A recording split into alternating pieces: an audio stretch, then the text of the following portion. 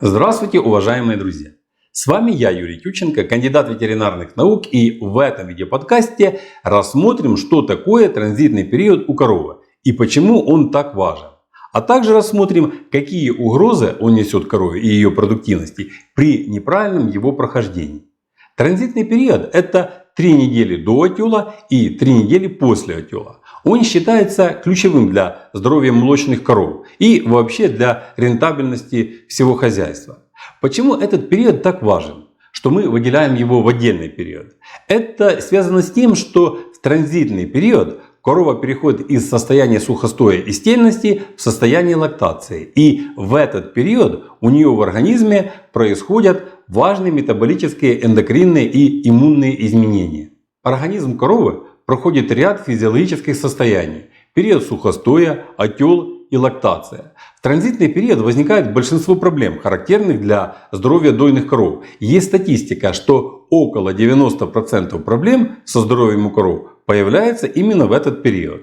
Сюда можно отнести и возникновение кетоза, и синдром жирной печени, и послеродовый порез, и проблемы с последующим оплодотворением коровы. Не буду сейчас долго перечислять все проблемы, которые могут возникнуть в результате неправильного прохождения транзитного периода. Их реально много. Поэтому кормление и содержание коровы в этот период являются самыми сложными, но в то же время, если в этот период сделать все правильно, то это окупится старицей. Допущенные ошибки тоже не заставят себя долго ждать. Большинство из этих ошибок проявится уже в первые 100 дней лактации. И плюс все эти ошибки закладывают фундамент под снижение продуктивности как в данной лактации, так и под последующие периоды. А главная причина всех этих проблем кроется в возникновении у коровы сразу же после отела отрицательного энергетического баланса. Почему возникает такая ситуация? Да, все дело в том, что в последнюю декаду стельности у коровы снижается и аппетит, и снижается потребление корма. Это связано с тем, что у коровы в этот период уменьшается объем рубца за счет того, что плод становится больше, и он физически уменьшает объем рубца. На перестройку организма к новым условиям организму коровы требуется время, минимум недели-две. А этого времени у коровы нет. Нету даже полдня. Ведь современные коровы запрограммированы на синтез молока на гормональном уровне. Причем на этот процесс нельзя как-то повлиять и приостановить его. Корова должна продуцировать молока столько, сколько это заложено генетикой.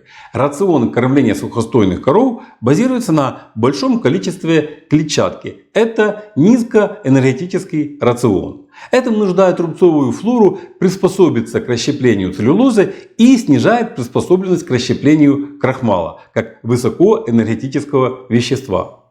Этим самым уменьшается количество бактерий, которые используют молочную кислоту. И если не хватает энергии, то какую-то часть энергии корова может получать из гликогена, который есть в ее печени. Гликоген, депонированный в печени, как раз и предназначен для этих целей – сглаживать пики потребности энергии. Для обычных коров таких запасов вполне достаточно, а вот для высокопродуктивной коровы это капля в море. Этих запасов очень мало, и в данном случае корова начинает активно извлекать энергию из жиров, которые накоплены в ее собственном теле. Это не есть плохо, это вполне физиологично, но опять же до каких-то разумных пределов. При этом какую-то часть энергии корове тоже все-таки удается компенсировать. Но, увы, для высокопродуктивных коров нет разумных пределов при остром дефиците энергии. Ее действительно остро не хватает. И если глюкозы в крови недостаточно, то этот процесс заходит очень далеко и осложняется быстрым распадом жиров и образованием кетоновых тел, которые, понятно, вредны для организма. Они расстраивают гормональную деятельность, вызывают кетоз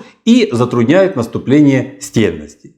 Ситуация развивается в логике порочного круга. Недостаток глюкозы заставляет корову перерабатывать резервные жиры, что повышает содержание свободных жирных кислот в крови. Повышение их содержания снижает аппетит. Корова еще больше сдаивается с тела, в связи с чем уровень жирных кислот в крови растет.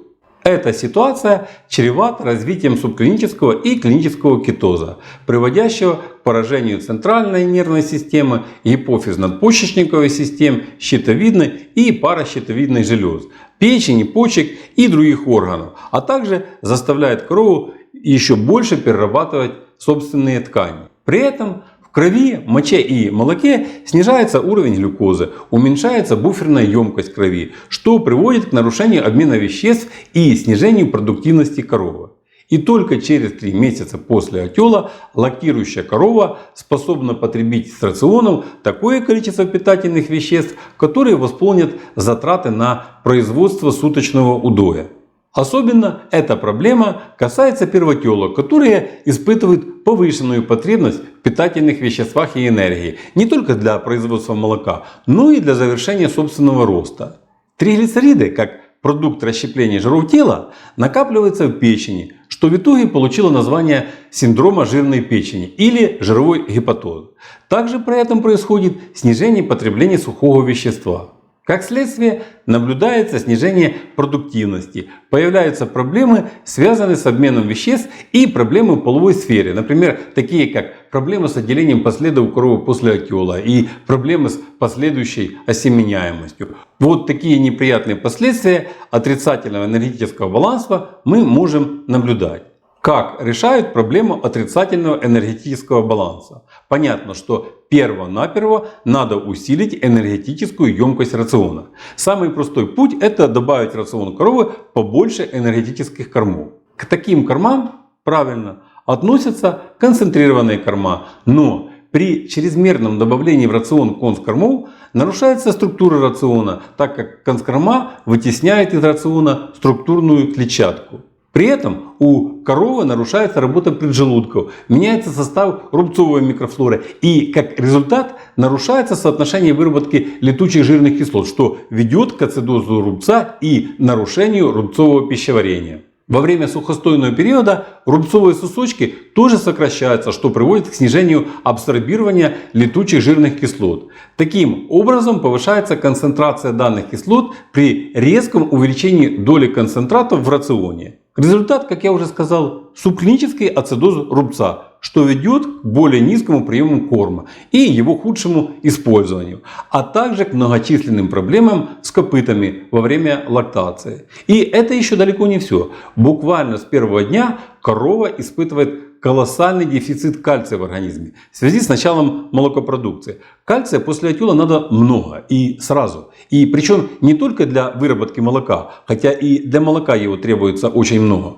Корова в первые дни лактации отдает кальция намного больше, чем может получить естественным образом. Кальций необходим и для нормальной деятельности мускулатуры. И сразу после отела от организма коровы требуется около 3 граммов кальция только для производства каждого килограмма молозива.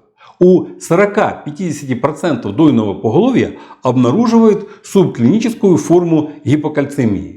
Есть данные, что 95% всех болезней после отела возникают именно из-за гипокальцемии, что на один случай клинического родильного пареза, то есть когда корова уже не может встать, приходится 20 случаев субклинического течения заболеваний. Послеродовый парез – это известный симптом гипокальцемии в клинической форме. А если не распознаете родильный парез сразу, то считайте, что продуктивной коровы у вас уже нет. А это колоссальные убытки. Еще хочу обратить ваше внимание на то, что просто дача кальциевых добавок проблему не решит. Ведь избыток кальция в организме животных тоже плохо и вызывает противоположный эффект. В результате интенсивного синтеза молозива имеющийся мобильный запас кальция быстро выводится из крови, нарушая его регуляторные функции. В этот период важно обеспечить достаточный уровень содержания магния в рационе. Этот элемент участвует в процессе мобилизации кальция из костей коровы после отела.